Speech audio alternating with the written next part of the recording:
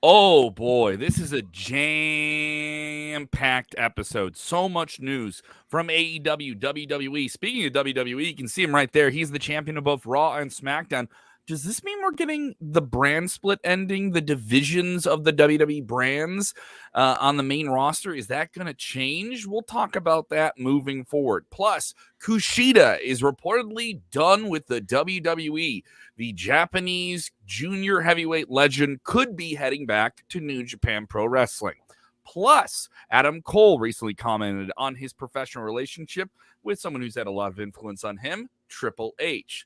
And Io Shirai is dealing with pretty serious leg injury. We'll talk about how that affects her future. And speaking of no injuries, Stone Cold Steve Austin, the Bionic Rattlesnake, was doing all right coming out of WrestleMania. We got a couple of watch outs there in the chat. Oh, we're not done. We have 22 years of Randy Orton. Randy, we're going to talk about him.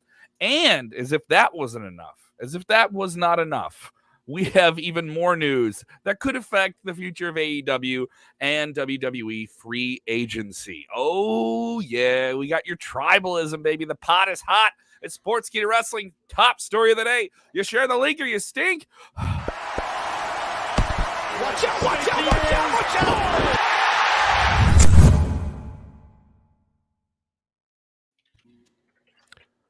They know it. We say watch, then they say out. Watch, out. Watch out. There we go. Watch out, watch out, watch out. King is with us. I am Kellam. That is Jose G down in Florida. In Nebraska, if you ask, you Jeremy Bennett as well. I love seeing all the familiar faces in here. If you're with us for the first time, get into the chat. Jump on the screen. I love people who are with us 5 days a week. We love it here. New York City in the house. If you're watching for the first time, tell us where you are watching from. We would love to hear about it. A lot of news to get into today about the brand split, about AEW, a potential big act from AEW that has interest from WWE. We will get into that before the end of today's episode. A lot of news, just a lot of news breaking right before we went live here today too. So let's get right into it. The WWE brand split. What is the future of it? So we now have Roman Reigns holding both the WWE Championship and the Universal Championship after a clean victory over Brock Lesnar at WrestleMania. Okay. Add to it here that we now have the title unification for the tag team titles between the Usos and RK Bro coming up at WrestleMania Backlash, the upcoming pay-per-view here. So that would lead one to think that maybe WWE is kind of wrapping up this whole brand split thing, which they've done on and off here and there, and the lines have blurred. You see talent from Raw and SmackDown on each other's shows, but for the most part, they compete, there. You also have the women's tag team titles, which can float from brand to brand. But this one's interesting here. So what's the word on this from old Unky Dave Meltzer? Old Uncle Dave, yes. Well, there. Of course, there's been rumors with all the title unifications possibly happening, but internally, there is not an expectation of merging the rosters completely. It was noted that Vince could change his mind, as he does many times in his lifetime. But right now, the direction is to keep the brand split. I'm sure probably some of that probably falls on some of the edict of the networks as well.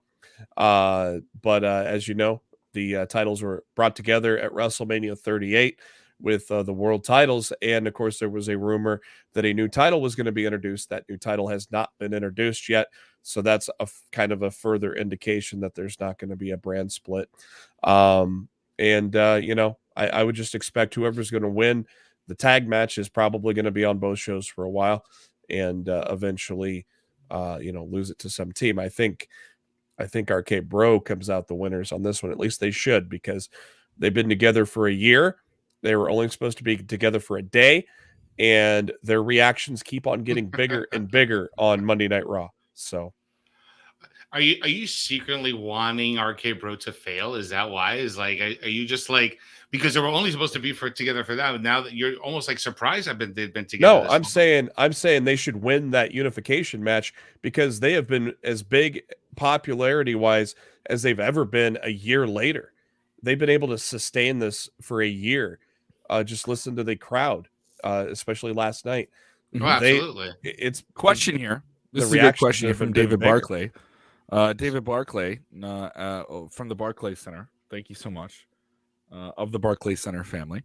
He says, does this sort of reaffirm that Raw will be leaving USA? That is worth noting. TV contracts are coming up within the next year here.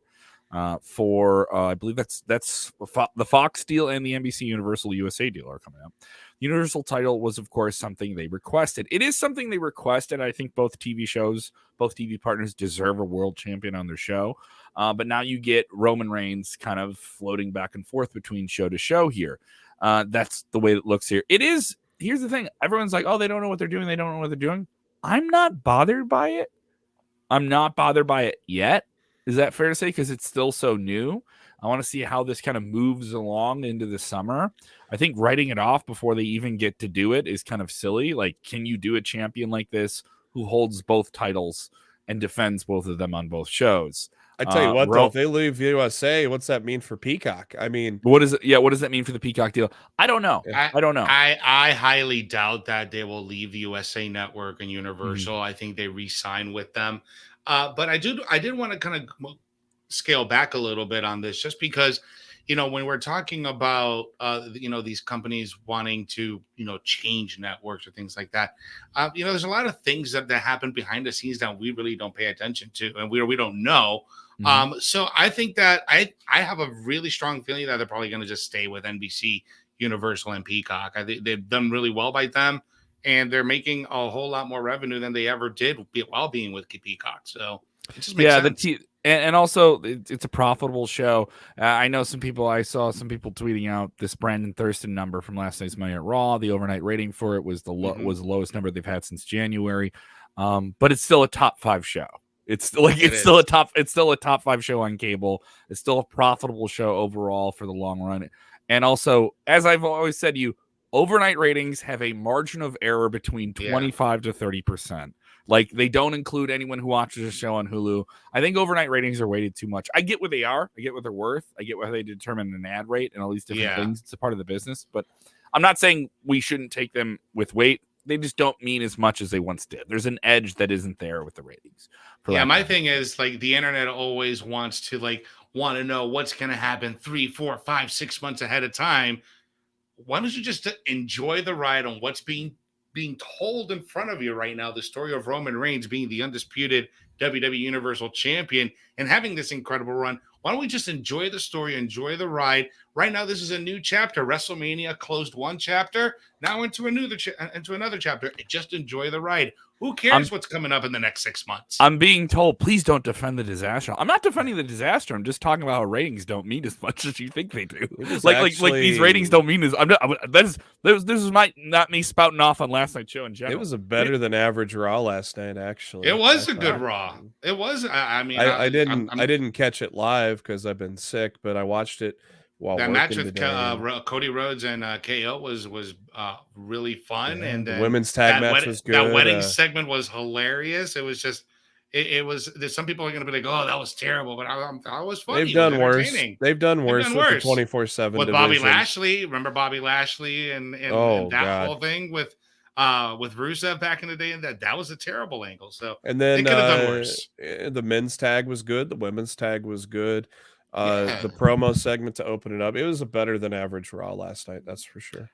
We have someone leaving WWE. He is one of the best cruiserweight wrestlers of all time, a former New Japan Junior Heavyweight Champion who came to WWE with much fan share, the Time Splitter from Tokyo Dome and New Japan Pro Wrestling fame Kushida.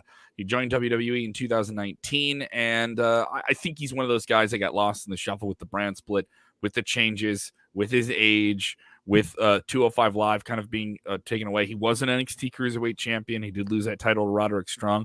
Not the worst run in WWE, but obviously this is a guy who never even got a look at the main roster on Raw or SmackDown. I did think he had an interesting thing here. But, it seemed like there was a real ceiling on what he was doing in WWE NXT. I also think he's a guy, not everyone's a right fit. Get back to New Japan, do some cool stuff at the Tokyo Dome. Yeah, I think the writing was on the wall when they put him in Jacket Time, to be honest. I think that's a ridiculous tag team. I like Ikem and Jiro, but that does not fit Kushida really much at all. No. Man, I tell you what, though, if we can get a reunion of the Time Splitters with him and Alex Shelley, though, now that Alex Shelley's kind of getting more active, that would be completely awesome.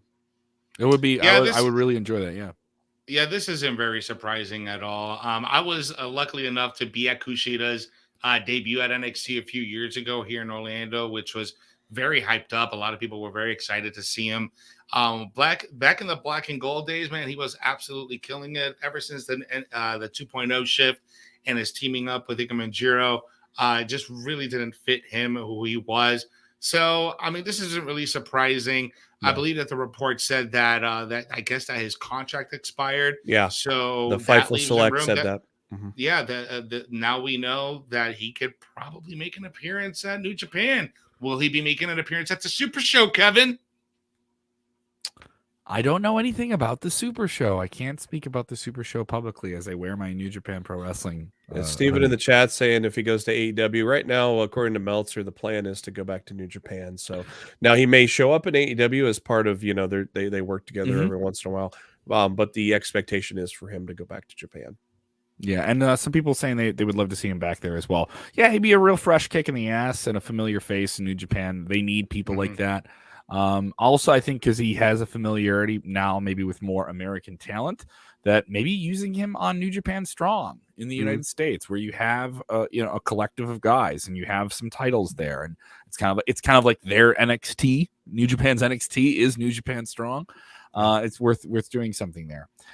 So we also have some other issues with another big talent over on NXT, Io Shirai. She unfortunately suffered a leg injury. What can you guys tell me about this?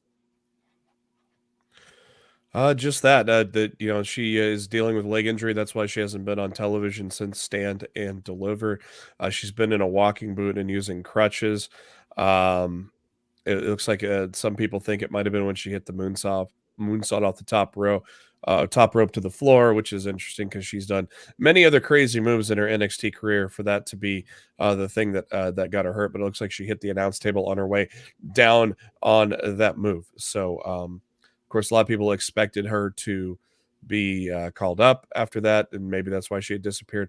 But for right now, she is on the shelf. Yeah, just bad timing. NXT needs her. They need stars as much as it is a developmental show, and that is the purpose of the show now. You can see it. They still need stars. It's still a show that's on TV. You still need credible names. When SmackDown was created as its own separate show, they put Undertaker there for a reason, because it still needed a viable star to get the show going. Even though I'm talking 20 years ago, when people kind of knew, Raw is still the top show. SmackDown still needs a name. And you're starting to see NXT do this when they have different talent from Raw and SmackDown go there. But obviously, they would want to retain some names. I think Io Shirai is one of those names. I don't think it's a bad thing to be in that position. You're still on national television, once a week, hopefully frequently. But bad timing, and also you would have hoped that they would have called her up soon, that she would have been introduced after WrestleMania. But I also don't think you have to reintroduce a bunch of new characters right after WrestleMania. You don't have to do that. Like, you can do that in the summer. You can do that at different times of the year. We don't know when we're getting other names that are going to come back. We're still waiting on a Bayley and an Asuka. So maybe the timing of this isn't the worst, especially if she wasn't due to come to Raw or SmackDown. We don't know that. That's just purely speculation. Yeah, it's interesting, right? Because now that we're having all this influx of new talent on NXT 2.0, we know the Nikita Lyons, the Lash Legends, making a name for themselves right now. Mandy Rose and Toxic Attraction. Right now, the NXT women's division is super flooded. And now that she's injured, now she's going to be in a limbo, right? Does she come back to NXT 2.0? Does she make the move over to SmackDown or Raw? Who knows? Or does her contract expires and does she do something somewhere else? I don't know. But it's very interesting timing right now. So right now it's very unfortunate because she's a tremendous athlete, competitor, performer. And right now she's just really in the state of limbo. So, man, my heart goes out to her right now. If you haven't done it already, how come you haven't subscribed to Sportskeeda Wrestling? Go ahead and hit that subscribe button. Marching us towards 29,000 subs. All right, we have Vince Russo with us every single Monday night after Raw. You can check out his Raw review, his fresh one that is up now. You can also get Dutch Mantel after SmackDown and Rampage on Friday nights, plus bonus shows, bonus interviews. We have a fresh interview with Mark Henry up on the channel as well. And you can get our shows in audio form on podcast. Thank you to the fans putting us on the top 100 Apple Wrestling charts in well over 7 different countries recently. We're very, very thankful for that. Fresh content from us nearly 6 days a week, video, audio, however you want to consume it. Let's get into more news. We got a lot to cover here today. I know we're jumping into a lot of different stuff here. Adam Cole recently went on the record with old millennial Meltzer himself, Sean Ross Sapp, talking about his current wrestling career, where he is in AEW, where he was in WWE. And obviously you had to ask him about the situation with Triple H, who's recently announced his in-ring retirement. You won't see him wrestle anymore. Triple H has been a big guiding hand of the last 10 years of wrestling with WWE, injecting the NXT brand, and that obviously changing. But what did Adam Cole have to say about Triple H here? Just in a recent interview here, he had talked about he thinks the world of Sean and Triple H, and in the wake of Triple H retiring from in-ring competition, Adam reiterated that he's happy that Triple H is making the right decision for his family. He said, quote, "I made it very apparent and very clear for a very long time, both during my time in NXT and post-NXT, that I think the world of Triple H. You brought up Shawn Michaels. I think the world of him, but I learned so much from him. He was a huge, huge mentor to me. So to get the news, that was really disheartening because I know how much professional wrestling means to a guy like Hunter. However, at the same time, his health is the most important thing. His family is the most important thing." Mm-hmm. Classy statements here. I know we're so used to people from AEW and WWE talking trash. It tends to be a lot more of the AEW people saying provocative things because they just don't care. But that's part of it. They want to do things that provoke a reaction and get attention. And WWE's take is, recently with Triple H going on the record saying, "Hey, I think it's healthy for the business that AEW exists. I have guys I treated there. These are guys I didn't release. These are guys I brought in." So, he was kind of like fairly transparent. And I don't want to say the guy's untouchable. No one is untouchable in wrestling. But, the fact that Triple H would say that about a guy like Adam Cole, he was one of the guys he mentioned in that statement earlier this week. So it's nice that Cole kind of comes back. I do think the more we get into this competitive, long race between WWE and AEW, it is a long, long battle. It's how long do you want to go? What's your market share that you think is reasonable here? And that's okay. Adam Cole coming back to WWE that's one that wouldn't shock me. Like it wouldn't, and I think he's a guy that they would welcome back. I'm not saying it's going to happen anytime soon. We will be talking about a potential act making the jump, or at least being talked about making a jump. Doesn't mean it's going to happen. We'll talk about that. That's coming up within today's episode. We have a ton of news. Let's talk about Stone Cold Steve Austin. Stone Cold. There he is on the ATV. Hell of a performance at WrestleMania. One of the favorite things I saw in wrestling this year was Stone Cold Steve Austin having a very physical street fight match with Kevin Owens, taking bumps on cement after neck surgeries and knee surgeries and arm surgeries, all of it. The Bionic Rattlesnake here says he feels 100% after WrestleMania. Is that correct? Yeah, a very apropos podcast that he was on called the Brewbound podcast. He talked about his condition coming out of that match, which was a lengthy, about 15-minute match. He says, "I'm 100%. I picked up a little bit of a cold the other day, but I'm back home in Nevada Sunday. I was 100%. Of course, I went back into on Sunday to deliver a little extra physicality as part of the show, talking about the part with McAfee and McMahon and Theory. It was an exciting time for me to go back into the business that I really, really love. Never thought I'd be back in the ring, but here we are, headlining WrestleMania for night one, and it was an honor to be out there. Really excited to be able to, just like the last few times, be able to drink Broken Skull IPA out in the ring. A couple of years ago, we got a lot of exposure for that. Real proud moment, because when El Segundo and I came out with a lager, which was what everybody was wanting. It was really satisfying because I drank everybody's beer in the past. I've been drinking my beer. I've been drinking beer my whole life, and we're giving all those other brands a little bit of a rub using their beer. So to go out there and drink our own beer is very satisfying. Talking about WrestleMania 39, he says, "For me to participate in 38, if you had told me you're going to be a part of WrestleMania 38, not only that, you're going to main event night one, I would have said you're full of shit and you're crazy." And there I was in Dallas, Texas, headlining the event on day one. Never say never, but I would imagine within the scope of that show, it's going to be a big show in a big-time city. It'll be a 2-night event again. I'm sure I'm done wrestling per se, but as part of WWE, I can't imagine that I won't be there in some capacity. I'm not booking myself on the show because I didn't book myself on 38. That's a Vince McMahon thing. I have a great relationship with him. If I get the call, I will be there. Interesting. Good to hear. Good to hear. I'm also like Broken Skull Sessions is a cool show. I still want to watch that. He's still deeply involved with WWE. His name will always be connected to that. Always. And so the fact that he feels comfortable about the match, he feels physically good, that's good to hear. I like hearing that. That's pretty cool. Canada Spaceman sings Stone Cold drinks everybody's beer. Don't invite him to your house.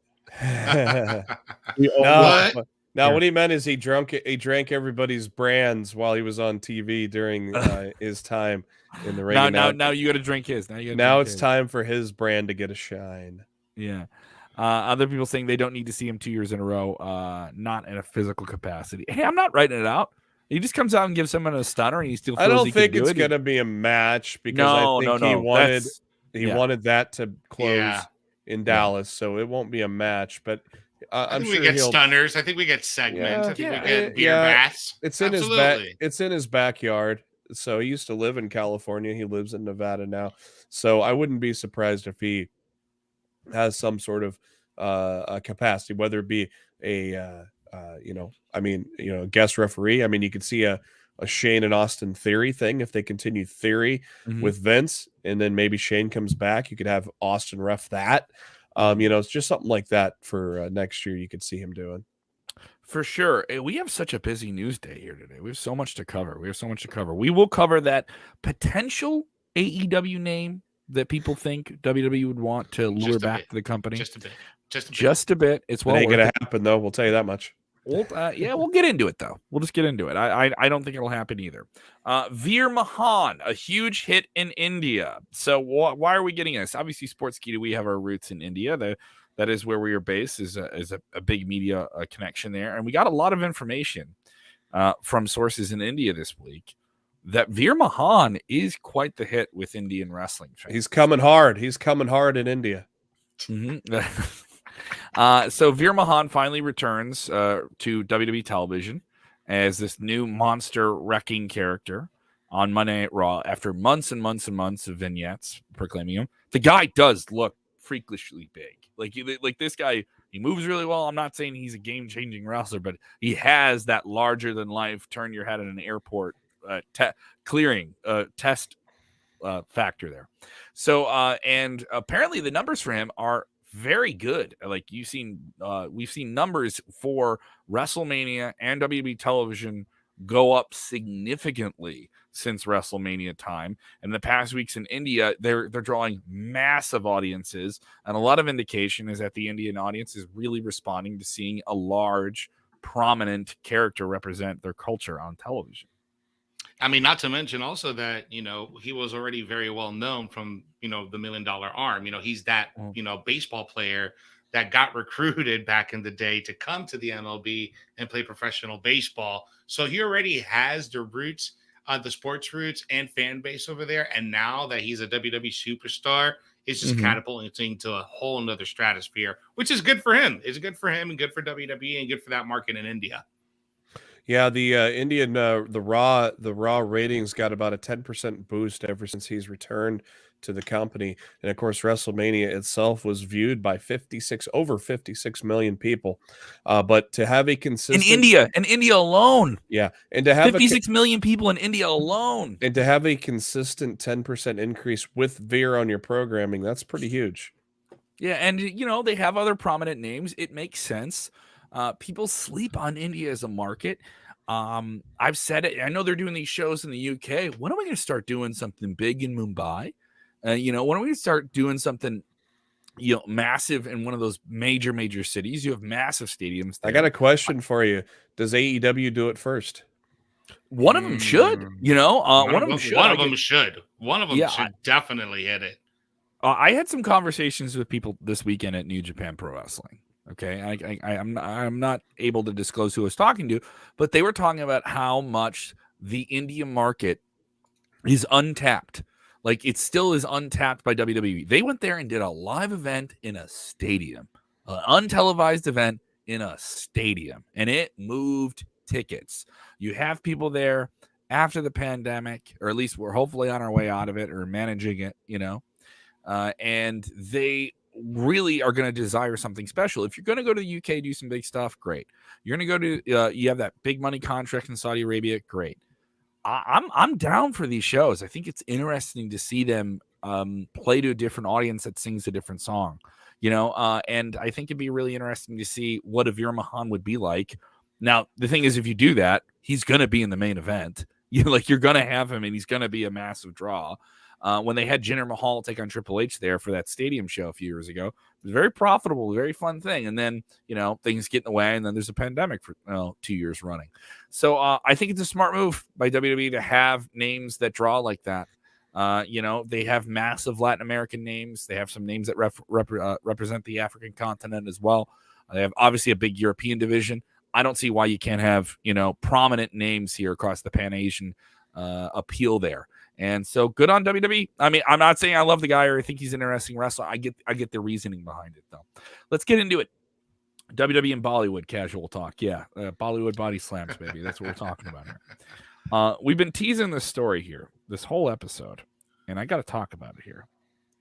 We'll talk some Randy Orton before we're done, but we got to talk about somebody that had some connection with Randy Orton. FTR, they are arguably the best tag team in professional wrestling at the moment, had one of the best matches of the year against the Briscoes at the Ring of Honor Supercard show, the first one produced under the AEW banner. They've been doing some big stuff. They did kind of cool off a little bit near the first quarter of 2022, but they had a massive 2021 on television with AEW, and were a team that was offered a massive amount of money in 2019 to stay with WWE, but they opted to choose their own path and go to All Elite Wrestling, as that style seems to appeal more to them as professional wrestlers. Like their gimmick is, we're an old school wrestling tag team, right? So their contracts are coming up soon with All Elite Wrestling. And the word is that WWE has a massive interest in this team, that they once offered each individual player $850,000 in an annual salary. That's a downside guarantee. So you're easily clearing $1 million each if you're working your dates and you're making your bonuses. That's a lot of money for a tag team, a mechanical tag team too, that services as heels. So they would be one of the higher paid tag teams in all of professional wrestling. But obviously they opted to go to All Elite Wrestling, where I assume they're also being compensated fairly well, considering everything. But life is just better for them. So WWE has some interest in them. I don't think it's going to change. But it does show the appeal of them as a tag team. Who wouldn't want them? If they were available, why wouldn't you want to have a conversation with them? It's worth noting WWE can't approach them at this point. They're not in that window of their contracts where they can negotiate with anyone at this time. Yeah, it's interesting, right? Because they left on such a sour note after having that horrible storyline with the Usos. I think we were just talking about it right before we went on air. Just remember the Usi Juicy, all right? The Usi Juicy stuff, all right? Usi Hot. Usi Hot. The Usi Hot. I mean, that was some terrible stuff back then, right? But that doesn't take away of how great this tag team is. My favorite tag team in NXT, my favorite tag team in WWE, and my favorite tag team currently in AEW. So, I mean, these guys, if they come back, it has to be on their terms and to the money that they want. Right now, I don't see that happening. Right now, I see them kind of staying where they are. Yeah, I mean, when you look at the Good Brothers, and they had some of that bad stuff too, but they kind of like that stuff. If you ever watch their pay-per-view specials, so that's expected of them. That's more up their alley. Yeah. But FTR, that's not them. Pure wrestling is what they're all about. They care about tag ropes. They don't care about comedy. So I definitely do not foresee them going back to WWE at all. But the what if is there, right, Jeremy? I mean, what if they do? I mean, we didn't expect Cody to leave All Elite Wrestling like he did and then join WWE. There would have to be crazier things have happened. There would have to be considerable change. There'd have to be a considerable change. Not to mention also, well, we do have some considerable change. I mean, look what they've done with the Usos. The Usos are at the very top of their game right now, since they had that situation back with the Usi Hot storyline a few years back. That's a different Uso that we're seeing right now, just like it was a different Roman Reigns than we see right now, a different Cody Rhodes than what we see right now. So I think, maybe Vince is finally realizing. Never say never, right? Never say never. But I mean, it is a different dynamic now. Yeah. Yeah, it is a different dynamic. I do think WWE takes their tag teams a little bit more seriously than they did. It's ebbs and flows, you know. There's some people say, "Oh, they don't take the women seriously enough." I think they do. They think they just have a lot of women to feature, so I think that's a part of it too. No, I They think have they're a lot. talking about the tag team division. Yes, They don't. yes, They but don't I mean, care about those it's ebbs tag and belts. flows. You know, like there's times when the tag teams are hot and popping off. I think the tag teams are. I'm not saying they're great, but they're better than they were a year ago in WWE. So if you're FTR, what am I coming over to work with? I've already worked with the Usos. I've already had fun with them. I've already done stuff with the New Day. Like maybe RK Bro. Is RK Bro still going to be a team when our contract is up? Is that still going to be something? I don't think so. At some point, they're going to break that tag team up. That's the point of it, right? Is they're going to make Riddle out of this. They thing. keep saying that, but yet we're here. We are a year in. But yeah, here we are. I'm the thing is, I just don't like writing off any big potential thing because the last few years in wrestling have told me big stories happen, you know, and WWE wants to compete, and you want to compete with them. This is the blowback now. You're gonna see guys from All Elite Wrestling. I'm not even saying FTR, but you're gonna see guys from All Elite Wrestling go to WWE and vice versa. You know, the wave is going to come back to the shore and people are going to get paid money, or they're going to get a bus, or they're going to get something that appeals to them, or a match they really like, or other incentives that don't involve anything with them performing that we don't even know about, that are super conducive to the type of life they want to live. And then I'm still wrestling and I'm on television. Sure, I'll go to WWE. You know what I mean? Or I'm at this certain stage of my career. I don't want to wrestle that style anymore. I know I can go over to WWE and do this and still perform and protect my body and do whatever I want. Or I want to go to All Elite Wrestling and have bangers. You know, like the options really now are for the talent. And that's why I think everyone who, you know, bitches and takes a side, the side you should take is wrestling. And what's the most appealing thing that those people want to do for their lives and be happy. Let's see what fans are saying here in the comments here. Well, we got a question here from David Sampson watching us on Facebook. Here's a silly question. WWE has been doing shows in Canada since December. Does anyone know what's keeping AEW from coming to Canada? You know, you have different things with visas. You have different things with, crossing the border there. Doing business in Canada, I can tell you from trying to tour and book comedy shows there, it's not super easy. There are some things that they have, especially coming out of the pandemic. Their border is open, right? You can tour. There's bands that are going to be up there in the next couple of weeks and stuff like that too. They're going to start having some big rock shows and big events. You have baseball teams. It was an issue with the NBA playoffs with the Toronto Raptors in terms of if you can be vaccinated and stuff like that too. It's worth noting their vaccine laws are different. So, there's a lot of different complications that come with it. Also, the taxes. The taxes when you do things in Canada are completely different. Oh, I can tell you about taxes. All right. So the issue there isn't simple. Going and doing shows is not as simple as it once was, especially for WWE in the 90s when they were up in Canada like every few weeks.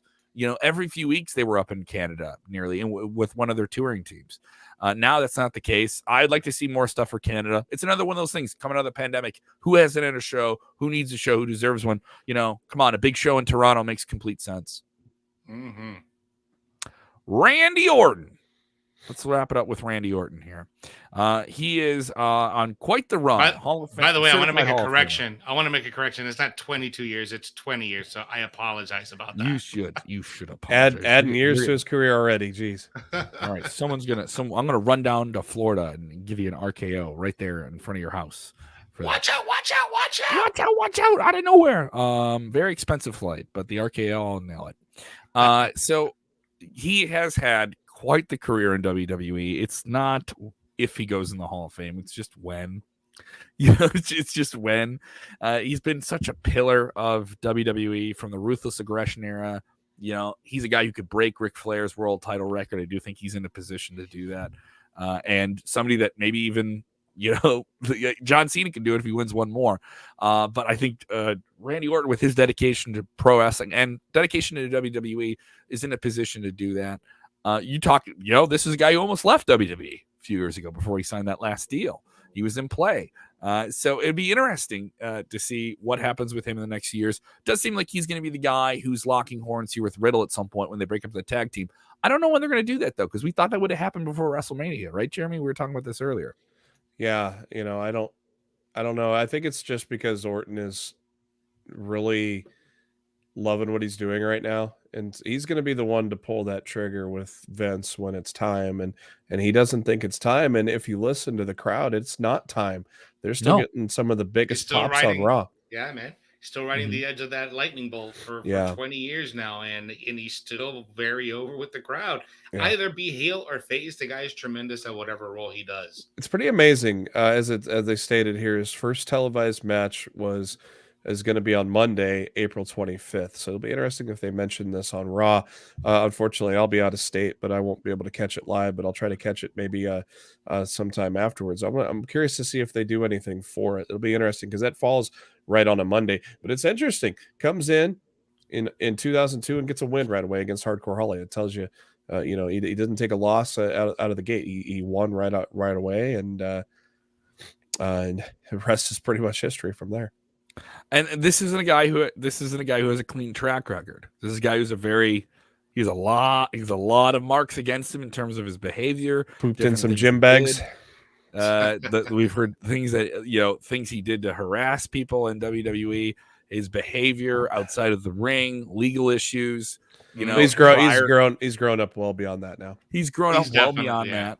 Yeah, he's become a wise sage of wrestling. And here's another thing: this is a guy who's in his 40s who still looks like $1 million. He still moves. A guy who's messed up that shoulder. He has a disorder that causes his shoulders to be like that, and still looks and works phenomenal. There is a guy he is one of the best timed and paced performers in all of professional wrestling. 7 months younger than me. Yeah, no one with better timing in professional wrestling. Absolutely. I think you're absolutely right, and I think it's appropriate that we take this moment to say congratulations, Randy Orton. We're proud of you. Thank you for these last 2 decades, and hopefully we get maybe one more decade out of you. Am I doing it right? Is it this way? When I do the pose, is it like this? You gotta put your hand up, and then I'm gonna knock over some books if I try. You gotta feel like you got a ball of energy, right? And then you just kind of expand that ball of energy and just look doing up. Some DDP yoga right now? What are you doing? Yeah. That's what I do. That's what I do for an hour a day, bro. What do you think? I see so limber, man. Yes, you are limber. I've seen it in person. Whoa. So we have WrestleMania Backlash coming up in a few weeks. Jose and I are going to be filming some stuff for our Instagram channels and our Wrestle Binge channel. There'll be some little shorts building up to that, so that'll be some fun. Little shortsies. We have some cool interviews coming up. I know I have a big name from AEW that I'll be talking to in the next few weeks, so keep an eye on the channel. Just a little bit of a hint for you guys who are watching this far into the show. If you haven't done so and you're watching on demand, jump into the comments. Just because you're watching this or listening to this, we still want to hear from you. Get us on YouTube. Subscribe to Sportskeeda Wrestling on YouTube. If you're with us on Facebook, make sure those notifications are on so you know exactly when we go live. We tend to go live between 5:30, depending on what news we have and what the day is like. Jeremy, I know you're busy with our buddies over at Believe, correct? Yes, sir. Tonight after NXT, Rick Ucchino and myself will be recording the NXT post show, and which will also talk about a couple of headlines and set the table for AEW tomorrow as well. That'll air tomorrow morning. So search for BLEAV in pro wrestling. And of course, you can follow Jeremy on the Twitter machine at JB Huskers. You can follow Jose at Jose_G_official. Jose also active on the TikTok and the Instagram, correct? Absolutely, guys. Follow me over there, Jose G Official, Instagram and on TikTok. And also follow my show, Weekends of Wrestling, every Thursday night at 8 p.m. live on Twitch, YouTube, and Facebook. There you go. I will be live with the Comedy Game coming up here in a few weeks. May 15th, Saturday, that second Saturday of May. I will be at Zany's Old Town Famous Comedy Club doing the late night show there. Go check it out if you want to see the links for that. I'll post them up on my Twitter. I'll also be with AAW, the premier independent professional wrestling organization in the world. Eric Young making his AAW debut. Mike Bennett on the card as well. And we will have some massive matches. A massive steel cage grudge match between the one called Manders and Silas Young inside a brutal steel cage. A couple of real men right there. Yeah, we're going to find out who the real man is. You lock that door. You lock that door, you're going to find out who the real man right is there. Never Say Die, live on Worldwide Fight TV pay-per-view. Get the Fight app. It is available on all the different apps. And, of course, you can stream it on your Rokus, all that good stuff. Go to aawpro.com. For everything wrestling, you go to sportskeeda.com. And remember, when watching wrestling, you have to do this very critical, important thing. You have to stretch as we're doing. You have to, get limber. Get limber. Take a deep breath. Don't mess anyone's gym bags up, all right? And just do this one thing. What is that? Enjoy wrestling. Yeah. Talk to him. Yeah. Watch out, watch out.